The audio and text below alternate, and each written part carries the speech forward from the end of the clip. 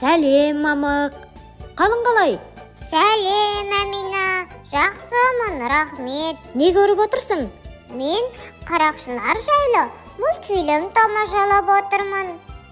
Алайда экранның жарығынан менің көздерім ауырып кетті.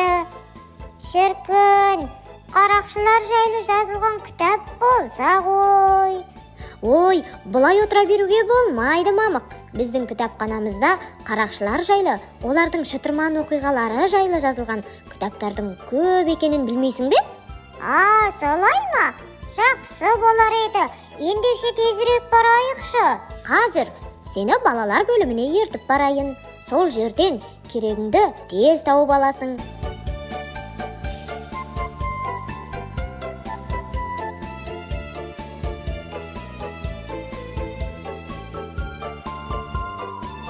Мен не, мамық?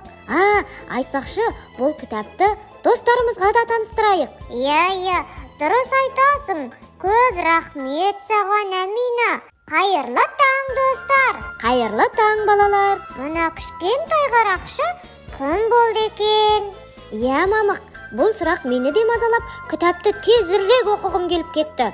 Бұл кітап достарымызға да ұнайды деген ойдамын. Иә, құрметті оқырман достар, кішкентай қарақшының қызықты оқиғаларына бізбен бірге куә болғыларың келсе, біз сендерді Космическая көшесі 6-2 мекен жайында күтетін боламыз. Келесі кездескенше сау болыңдар.